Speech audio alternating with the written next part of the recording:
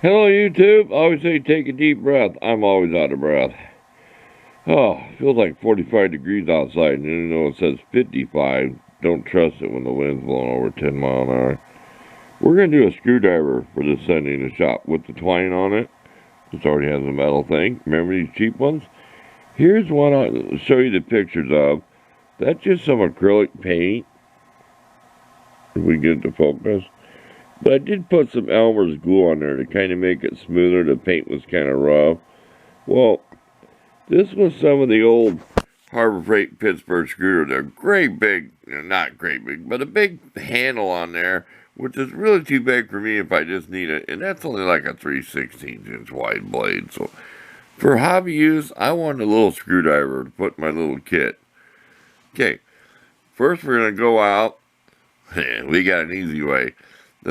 We took a hammer on the back concrete step to that black handle. You know they're squared. You know what I mean. The cheapy Pittsburgh one. We're going to smash this off with a hammer. Yes, we are. So we'll be back, and we're going to show you more progress on how we wound it and stuff, put the epoxy on. For those of you who might want to do that. And if you noticed on the twine, I didn't wrap it evenly. I kind of got it crooked. That's to make it look more realistic. You know, we thought if we could lay strands of twine in there lengthways and glue them with Elmer's glue, you know, the white glue, and then put epoxy over it, we're going to do some experimenting. We're not committed just to one thing. So stay tuned. It is a Tuesday. We're starting this early because it might be a couple days working on this before it's all done. You know, we might go do something else, so we always start early on stuff like this. So away we go. 2 minutes of yakking. Time to go to work. Okay. Instead of saying okay, maybe we'll say, and we are back. This is 8 inches long. Well, that's just maybe a little over 3 inches. We've been playing with this. We had the ruler out, and that'll fit my hand. For a small screwdriver like that, remember, it looks a little shorter. I don't know if that's black paint or what it is, but we don't want to go for the other screwdriver, the big one. If you've seen it, I had white string on there first. We just want all brown. We're getting short on this now.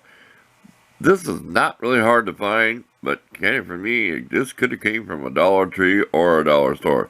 This is called raw cotton string. Some people call it butcher string. You can use it for cooking. You can tie a roast together and put it in the oven, and it will withstand 450 degrees in the oven. So it's called butcher string. When I was a kid at the grocery store, they'd flip the flaps up on a cardboard box. You know, they'd flip it up, wrap string around to get more canned goods in the box. So when I was a kid, I always got the string and saved it. It's just a no-brainer. Twine, you can find it about everywhere, jute twine. Some people call it hemp twine. It is jute twine. That's the inside of the roll. I do not have it here. I saved the label, darn it. I don't advertise any company, but Sunday in the shop we spend a little more time. 200 feet. So I've already played with a 200-foot roll. Products start. Yeah, don't try to climb a tree with this rope. It does have a smell. It might be offensive to some people. It kind of reminds you of lamp oil. You know, your lamp. Not kerosene, but lamp oil. Your glass lamp in the house, you know, with the wick. But that's what got me to where I like this. This is where it's made in India. So I know people say that don't matter. No, you know, it's a pretty good product. If it's imported jute twine, my battery's low. Time to shut up and get to work. Okay, this is a good tip, so I want to show it. Say you're in the middle, you got to get out of the chair, answer the door. Well, take your string and wrap around her a bunch of times. That's about 4 wraps. When you get a few wraps, push this down. See if we can do this. You know, we're working on a recliner, and this is a footrest. Shove it tight. This is some used string I took back off a project, so we're recycling the string. No, keep that packed tight. I said, that's plenty good enough to me. Okay, here we go, back to work. Okay, it sure is more brighter on camera than with my eyeballs. Can you see where I stopped the string at right in here? I just used some white glue. Doesn't matter what brand it is, school glue. That's what I cut my string with. And I've got my little tote caddy, I got an ink pen stuck in the corner. I can hang this over so I don't lose it somewhere. Because you'll lose it. You're sitting in a chair or something, you'll lose it. Okay, now you got some choices. I don't want this one burnt like a piece of toast. But carefully take a regular lighter and just burn the strings off. One thing I found, wherever you put white glue like down there to hold stuff, when you go to brown that, it tends not to get brown and stays white. So that will show up. So don't use there's no white glue in here except on the end down here. Oh, I stopped after each wrap. So when you stop after a wrap, put some glue. So there's... And take your thumb or something and keep that squared. Okay, we'll be back a little bit. It might just be after we even epoxy, but we're going to burn the strings off first. The fuzzies. Okay, this is what the epoxy looks like drying, curing here. If you did it at the right time, you could cut that off because it's still gooey. It's still a little bit sticky. I'll start with maybe 80 grit. I'll use my sanding sticks. You've all seen them by now. These are really handy for craft work.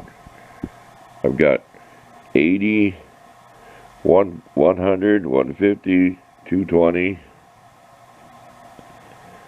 I do want to get some more of that brown sandpaper when I do wood and plastic, which seems to work better. If I had 80 grit for that brown sandpaper, it looks like sand, it would rip off the stuff better than the blue stuff does. This blue stuff was made for metal. Okay, we'll bring you back when I'm sanding. We're going to go ahead and chop that epoxy off right there where it's dripped down. Want to keep this a skinny handle because this might be turned into some kind of other tool. So I can't tell you if this is just paint or what. I mean, I'm going to see if it'll buff off there. So let's get to work. We'll be back.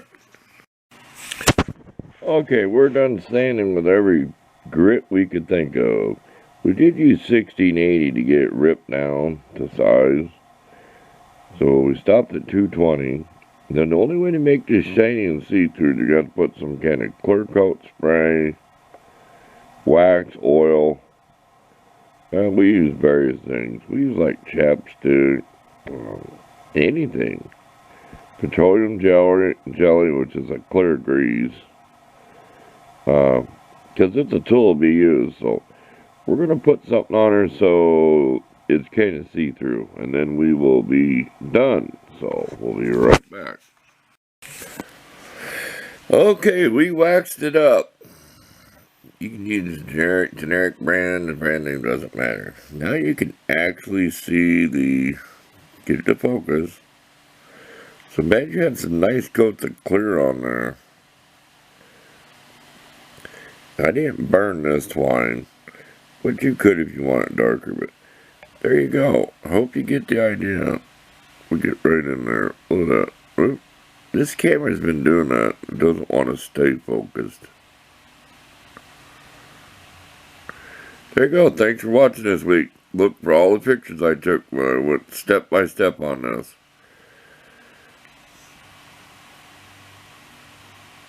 There you go. Thanks for watching. See you next time.